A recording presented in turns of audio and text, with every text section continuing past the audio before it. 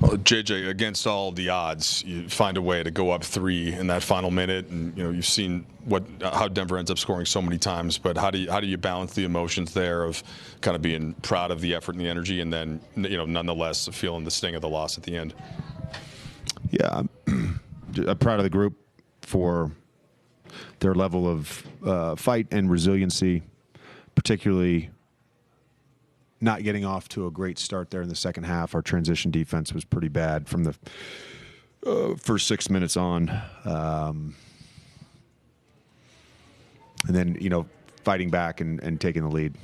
There's a lot we could have done better, but the group competed tonight and gave ourselves a chance to win.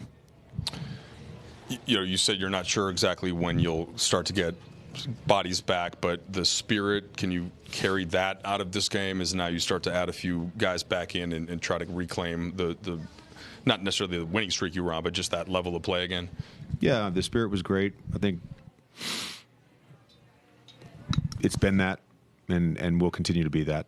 And I think it was a good opportunity for a number of guys to play bigger minutes, and Shake in particular, Christian defensively in the second half was awesome. So happy for those guys that they played well.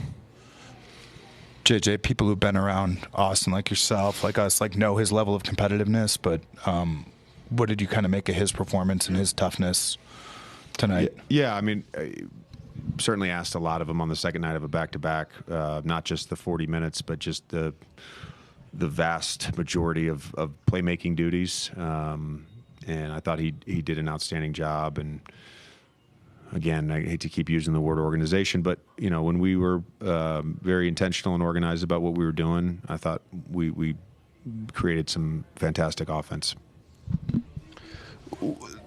When you brought Jordan Goodwin back from this team on a two-way after he was with you in training camp, did you have a sense he could be this player for you? Yeah. What gave you that sense? Because there's been a handful of performances. I don't know the exact date he joined our preseason gym, but what would have happened sooner had he not hurt his hamstring. The coaching staff was all fighting for him.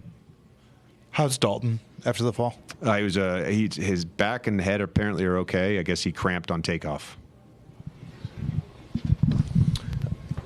Koloko, I think, ends up being like plus 13. It just seemed like he made a difference defensively around the rim. Hasn't played a lot lately, but what did you make of him hanging in there tonight in a tough matchup? And does that give you any confidence as you move forward here? Yeah, it does. I think again, Goody, Christian, Trey, we've gotten incredible value out of those guys and love having them in our program.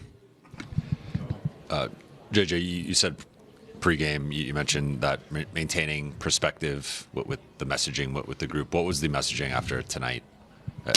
Just that very, very proud of their fight and the way they started the game and the resiliency they showed to get back in the game. And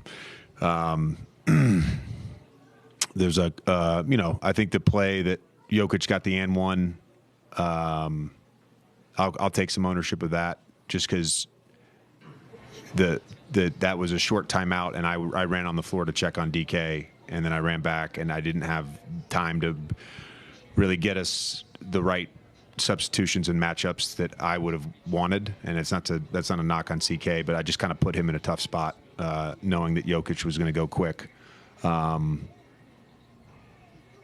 So, and then last play, just no comment on that one. You mentioned pregame that nights like tonight can help build trust with players who may not get regular playing time or consistent minutes. How did tonight, or not just tonight, but the past few games where you're missing a lot of guys, how did that impact trust, or I guess build trust? Yeah, it impacted it. It certainly is a reference point. Again, the trust is maintained and sustained when it's consistent. And I thought tonight a lot of guys played at a really high level of energy and fight. And when they are able to do that consistently, that trust is going to be there long term.